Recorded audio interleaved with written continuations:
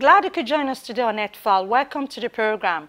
I'm Ayola Kasim. How much will the planet warm if humanity doubled the amount of carbon dioxide in the atmosphere? A question that is as old as climate science itself. And a group of 25 leading scientists provided some answers recently. They concluded that catastrophic warming is almost inevitable if emissions continue at their current rate, even if there is less reason to anticipate a totally uninhabitable Earth in a coming century. They concluded that hopes that the rise in average global temperatures by 2100 might be capped below 2.5 degrees Celsius can be all but ruled out if greenhouse gas emissions continue at the current rate. Unfortunately, the increase in temperature is fueling insecurity and poverty in different parts of the world. We start the program today with a look at how this is playing out in the Kenyan Rift Valley. Do stay with us. For more than a decade, Ikal Angeli has been fighting for the survival of Lake Turkana, the world's largest desert lake. In 2012, she won the Goldman Environmental Prize, often referred to as the Nobel Peace Prize for the Environment. She blames dwindling fish stocks on both climate change and Gibe 3, a giant hydroelectric dam built by Ethiopia on River Omo, which feeds the lake. For a long time, we've been fighting against the destruction of Lake Turkana as a whole, not only against the Gibe 3 dam, but also with the fisher folk in terms of fishing and how they fish, whether it's undersized fishing, issues of sanitation and various things. So we've been working with, not only as an organization, working on policy issues, but working with the communities, the fisher folk communities within the Lake Turkana. Data from the United States Department of Agriculture showed the lake's water level dropped to 365 meters in 2006 when Gibe 3 opened, from 365 meters. Unseasonally heavy rains mean levels are back up, but the fishing community fear that is only temporary. Hundreds of thousands of people depend on the lake and the River Omo. For a place that is very arid and very desert, you have this big water body on the northwestern part of Kenya, which borders Ethiopia. Before, the lake was actually shared with Ethiopia, but over time the tectonic activity meant that the lake is totally in Kenya, the delta is fully in Kenya, and what is shared between Kenya and Ethiopia is the Omo River. Fitbo Laluko's family has fished here for as long as he can remember. The shrinking lake and growing local population have made it difficult to eke out a living. He fears there will be no fish left for his grandchildren. He says boats must sail much deeper into the lake to get a good catch. The fish are also shrinking in size. I have been fishing for the last 8 years. Our parents used to fish just like their fathers. There was a lot of Nile perch, but very few fishing boats. Now we have more people fishing and lots of fishing boats that can go out to the deep sea, no longer at the shoreline like they used to. So we are now seeing the Nile perch stocks drastically reduce. They never used to fish tilapia back in the day, but we now have many ways of fishing them now. The Nile perch feeds on the tilapia. If the tilapia stocks reduce, then the Nile perch reduces too. In 2018, the United Nations Educational, Scientific and Cultural Organization's World Heritage Committee added Lake Turkana to the list of endangered World Heritage Sites. Its islands are breeding grounds for the Nile crocodile, hippopotamus and several snake species. Ikal Angeli says both Kenya and Ethiopia need to share resources to make sure poor communities are not left behind. So before you'd get a Nile perch that was the size of a human being, and now you're not seeing the size of Nile perch. So we don't know, but there's definitely room for research. In Turkana, communal clashes have broken out over access to scarce water supplies. Ikal fears more violence should the lake drop further. At one point you have the lake totally receding and no fish, and then at one point you have a flooding of the lake, and that means the villagers who reside near the lake have to move. So that's the one impact. The second one is the increased conflict, because when there's resources, the fish are reducing, people start to fight for it, and that it leads to people going into fishing in protected areas, into breeding zones, and creates a lot of conflict. The transboundary issue between Kenya and Ethiopia has got to be addressed by both the Kenyan and Ethiopian government. The county government of Turkana Turkana has to step in and speak for its own citizens' interests, but also the local community has to be involved in this whole process, both for conservation and economic value of the lake. Climate change, a global pandemic, and escalating conflict is hammering the majority of countries affected by the rise in temperature and disrupting programs to alleviate the effect of desertification and erratic rainfall. An international committee of the Red Cross and Red Crescent report published in July 2020 says that out of 20 countries most vulnerable to climate change, 60% are living in conflict zones. Unless urgent action is taken to mitigate the effect of global warming, the ICRC says 200 million people will need international humanitarian aid by 2050, doubling the 2018 figure. The report focused on Mali, the Central African Republic and Iraq. Nigeria too, which borders with Mali, Burkina Faso and Nigeria, where attacks are spiraling, illustrates the stress on herders who have lost land and access to water and forced thousands away from their homes in search of better grazing conditions and fleeing violence. The International Committee of the Red Cross and Red Crescent carried out an inoculation campaign in February this year in part of Niger to help herders fight disease and maintain their cattle, but violence makes many of these regions inaccessible to those trying to change agricultural methods. The global pandemic, COVID-19, has added one more layer of danger for those distributing aid, assisting the displaced, and trying to build climate change resilience. The ICRC report says 1/3 of the world's cropland has been abandoned in the past 40 years because of erosion. Each year, an additional 20 million hectares of agricultural land either becomes too degraded for crop production or is lost to urban sprawl.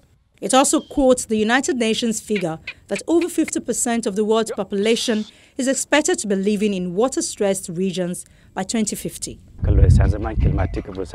With climate change, you know there is not enough fodder and the animals are concentrated in just one area.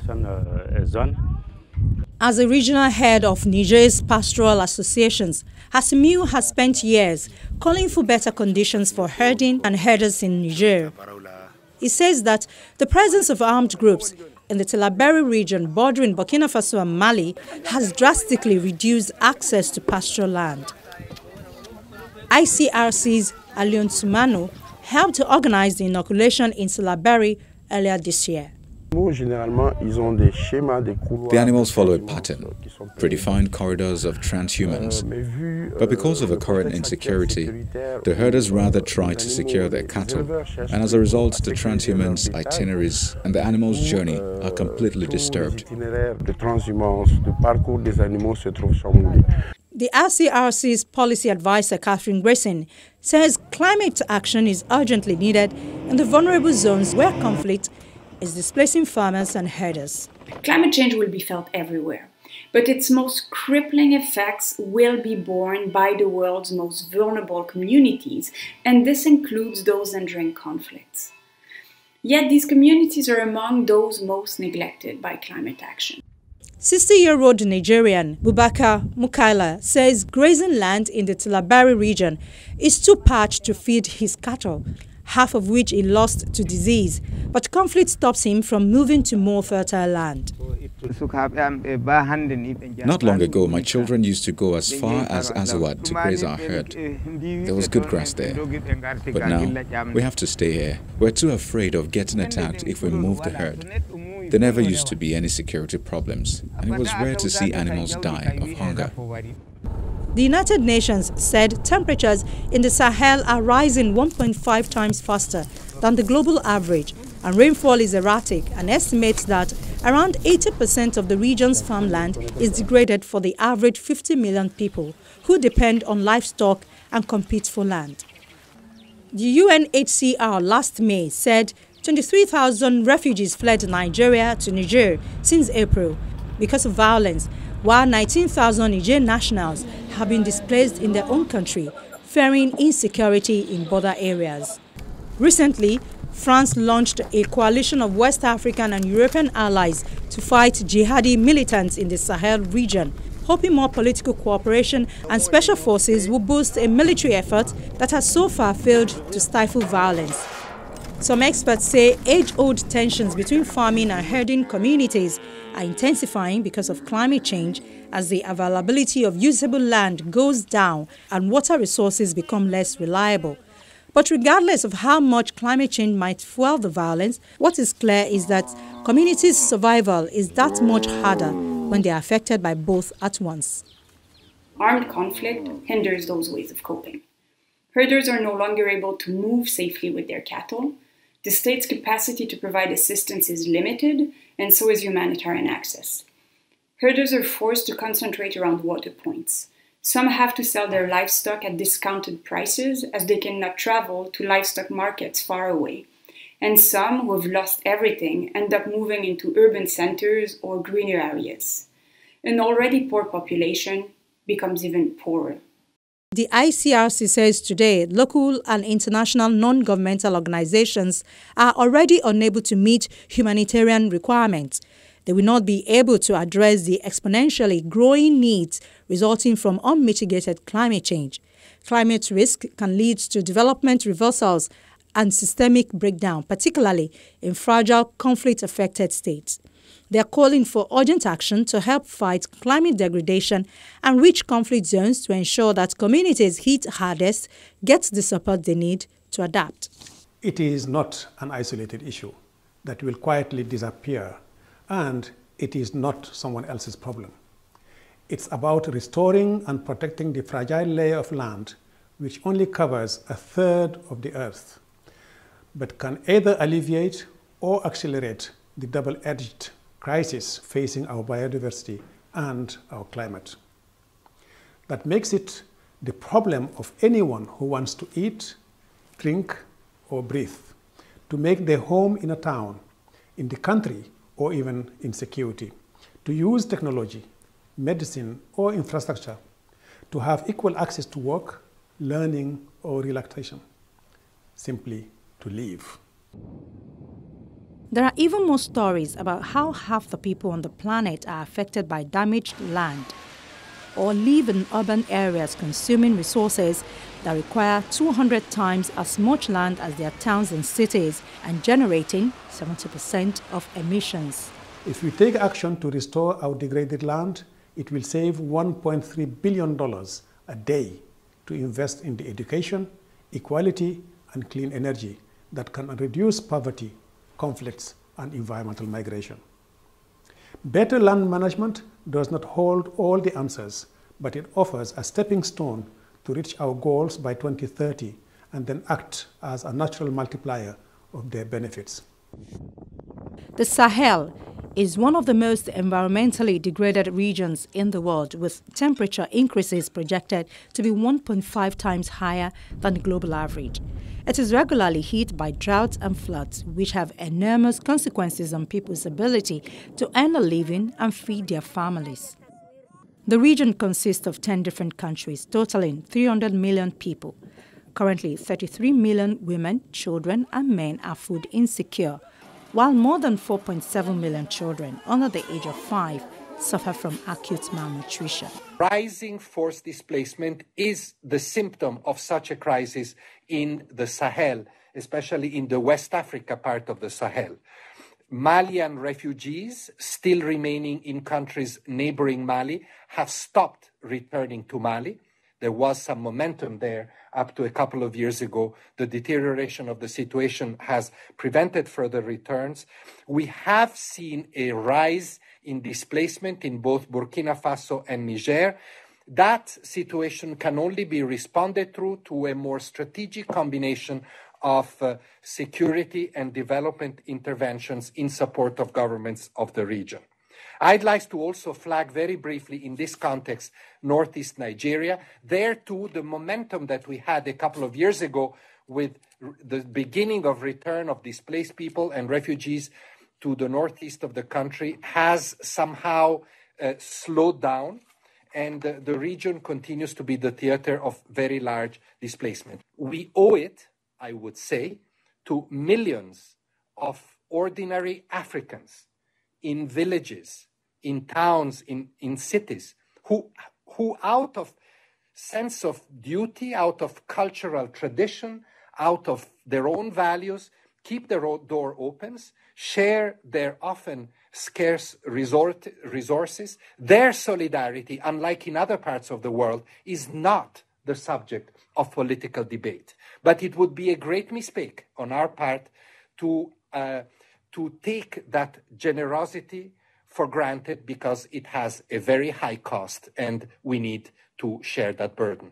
And while better land management does not hold all the answers, it offers a stepping stone to reach global goals by 2030 and then act as a natural multiplier of their benefits.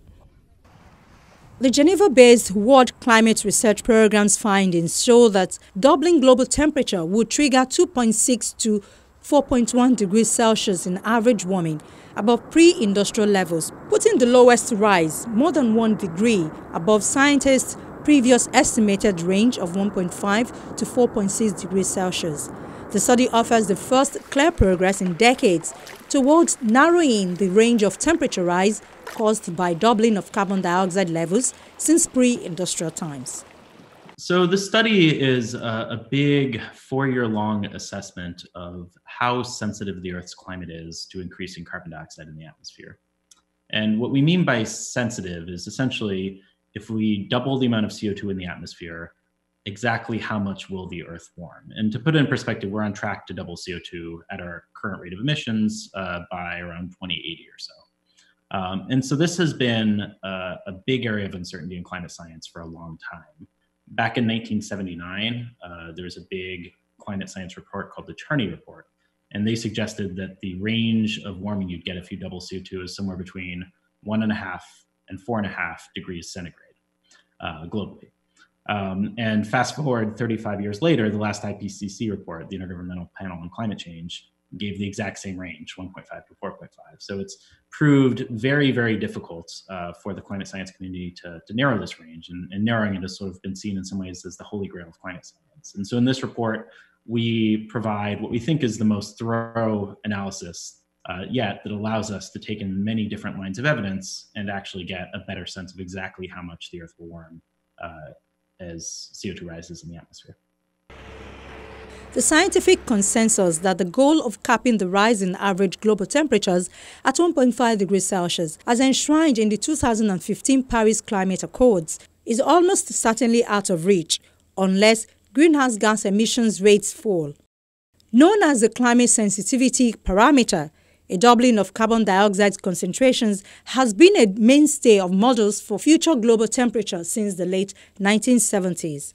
The study, published in July in the Journal Reviews of Geophysics, rely on computer simulations using satellite observations, historic temperature records, and evidence of prehistoric temperatures from sources such as tree rings.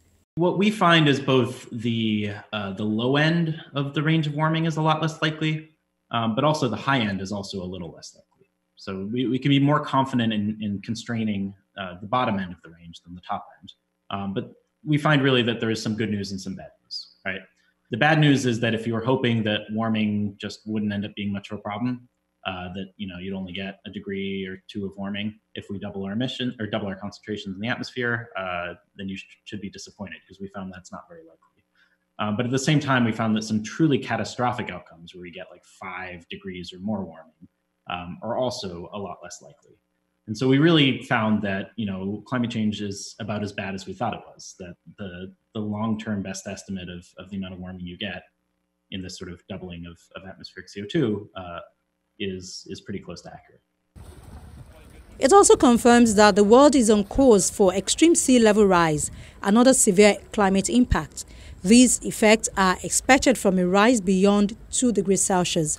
Already, the average global temperature has warmed by about 1.2 degrees Celsius. So there's a number of climate contrarians who've argued that we don't need to worry about climate change because the Earth is probably not very sensitive to CO2. And I think this is a very strong refutation of that point. We look at 3 independent lines of evidence from sort of physical models of the climate, from historical observations of how the climate has changed, and from periods in the distant past, like the last ice age, for example. And all 3 of those give consistent estimates. And all 3 of them are pretty strong in excluding the possibility that we might end up with only a little bit of warming if we double our CO2. Now, it's really important to emphasize that we don't have to double CO2. In fact, I hope we don't. If we do nothing today and continue to emit at today's levels, we will. But we can, as a society, decide to reduce our emissions. And we've been making some progress toward that end in recent years.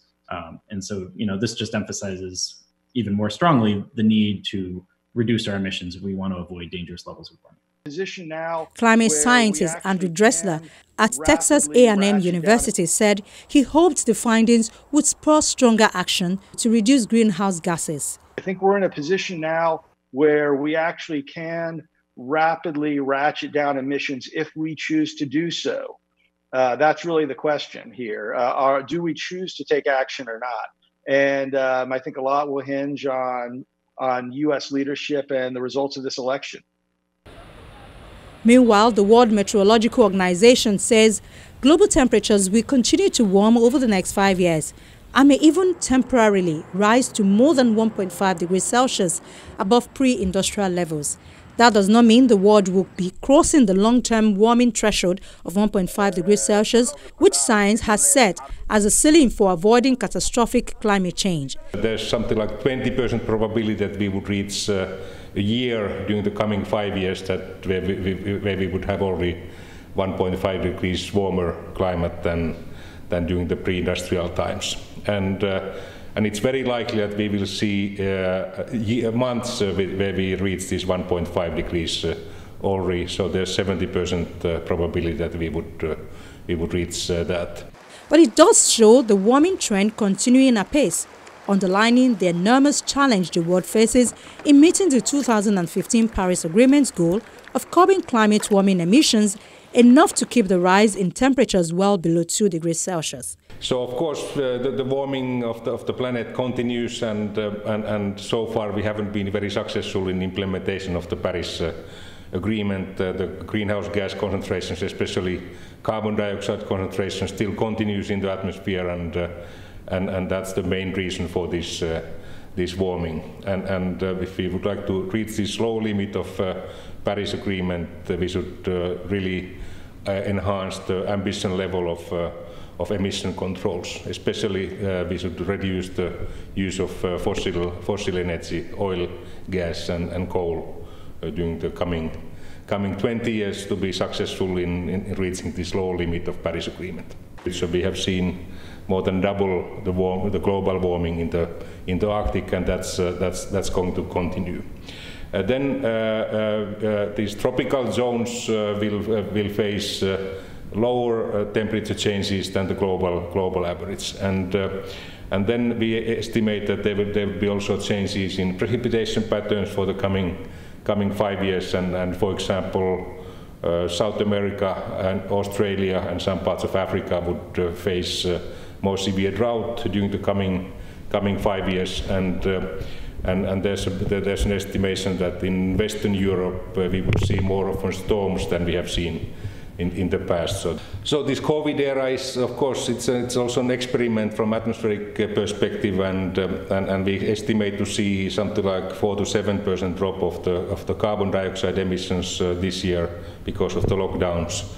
But since the lifetime of carbon dioxide is so long, it doesn't have an impact on the concentrations in the atmosphere. So there may be a little bit of slowdown of the emission growth, but it doesn't change the big picture.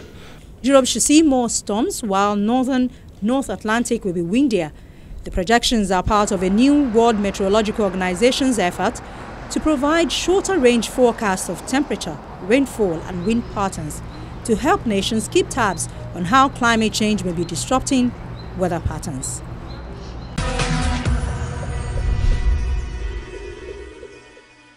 That's our program for the week. Thank you for spending your time with us. Please do check us out online. youtube.com/channelsweb is our channel.